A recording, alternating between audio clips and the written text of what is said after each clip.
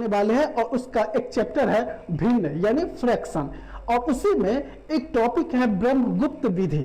उस विधि से बोलता है कि हमको भिन्न का जो जोड़ होता है वो सॉल्व करना है। कौन सा विधि? ब्रह्मगुप्त विधि। ठीक है, तो उसी को हम लोग आज सॉल्व करना सीखेंगे कि कैसे आखिर ब्रह्मगुप्त विधि का यूज करके भिन्न का जोड़ बनाया जाता है। ठीक है, तो देखो तुम्हारा क्वेश्चन ये पेज नंबर 179, ठीक है 179 में ये जो है ना सवाल दिया हुआ है कि ब्रह्मगुप्त विधि का प्रयोग कर निम्नलिखित भिन्नों का योग ज्ञात कीजिए। ठीक है, और इंग्लिश वाले बुक में पता नहीं हो सकता है ये जो पेज नंबर है वो आगे पीछे हो। Add the following fractions using Brahmagupta's method. ठीक है, तो ब्रह्मगुप्त विधि का प्रयोग करके हमको कैसे बनाना है देखो हम सीखते हैं। सबसे पहले तुम इसको गौर से सवाल को देखो। देखो और भी बहुत सारे हैं लेकिन मैं यहाँ पे 5 टोटल लिखा हूं, लेकिन इसमें से मैं 3 को ही सॉल्व करूंगा, बाकी सारा सवाल तुम लोग खुद कर लोगे। और हाँ, अगर कोई दिक्कतें आती है तो कमेंट बॉक्स में जरूर लिखना। देखो ये ए में क्या है, t/7 एक एक करके मैं सोल्व करता हूं, प्लस 5/7 प्लस 6/7।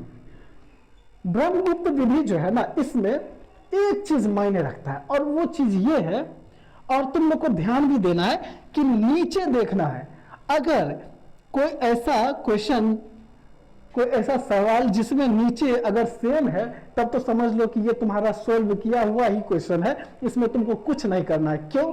देखो नीचे में देखो 7 है ना, 7 है तो नीचे मतलब ऊपर वाले को अंश बोलते हैं और नीचे वाले को हर बोलते हैं, यानी हर एक जैसा है, समान है हर, तो इसमें कुछ भी नहीं करना, ये समझ लो सोल्व किया हुआ है।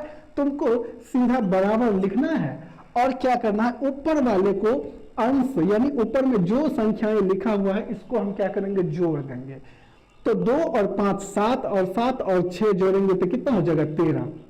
तो यहाँ 13 बट्टा नीचे में 7 है ना, सबके सब 7 है, तुम सीधा 7 लिख दो, यहाँ पे सोल्व हो गया। ठीक है, ये आसानी से बन चुका है, इसमें कुछ नहीं करना। तुम लोग को लगता है ना कि ये तो बहुत ही आसान है, आसान है। क्यों आसान था? क्योंकि इसके नीचे में सारा बराबर संख्या दिया हुआ था। ठीक है, इसीलिए अब सेकेंड वाले को हम लोग देखते हैं कि कैसे बनाएंगे, यहां पे सीखना पड़ेगा। बी में क्या है, 3/4 प्लस 1/3 ये दिया हुआ है और इसको ब्रह्मगुप्त विधि का यूज करके हमको बनाना है। तो कैसे बनाएंगे? इसका अंश जो भी है, अंश से कोई लेना देना नहीं है, इसके हर में देखो एक जैसा नहीं है, तो हमको कुछ ऐसा करना पड़ेगा कि इसके हर में जो है ना समान संख्याएं हो जाए, एक जैसा संख्या हो जाए। तो उसको कैसे करेंगे? वो चीजें करने के लिए बहुत ही अच्छा तरीका है। देखो सबसे पहले क्या करना, ये 3/4 है एक तरफ, दूसरे तरफ है 1/3। हमको सीधा ये पहले लिख लेते हैं 3/4 और इसी के नीचे लिख रहे हैं 1/3। कोई डॉट, कुछ भी डॉट नहीं है, 3/4 यहां लिख दिया और ये 1/3 था यहां लिख दिया। अब करना क्या है, दोनों में क्या करना है, इसमें क्या करेंगे, मल्टीप्लाई करेंगे। किससे? इसके हर में 3 है ना, तो इसको हम ऊपर भी और नीचे भी 3 से मल्टीप्लाई कर देंगे, और इसको क्या करेंगे कि इसके हर में जो संख्या है 4 है, तो इस 4 से हम इसको मल्टीप्लाई कर देंगे, यानी 4 ऊपर में भी 4 नीचे में भी। आगे बात समझ में हम क्या किया, सेम टू सेम ये लिख दिए और इसके हर से इसको ऊपर नीचे गुना कर दिए, इसमें 3 और इसके हर से क्या किया, इसके हर में 4 है तो इस वाले को ऊपर नीचे गुना कर दिए। ठीक है, तो गुना कर दिए तो गुना करके लिख देते हैं। 3 को 3 से गुना करेंगे 9 हो जाएगा और 4 को 3 से गुना करेंगे 12। अब इसमें 1 को 4 से गुना करेंगे 4, 3 को 4 से गुना करेंगे 12, 3 चौके 12 होता है, यानी इसके भी हर में 12 और इसके भी हर में 12 आ गया, दोनों सेम हो गया नीचे में। अब देखो आराम से यहां हम बना देंगे क्या, 3/4 ये सेम टू सेम जो है यहां पे लिख दो, प्लस 1/3 बराबर क्या लिखना है, तो 3/4 जो है इसमें बराबर में क्या आया था 9/12, तो 9/12 लिख दो, बीच में प्लस है तो प्लस 1/3 में क्या आया था 4/12।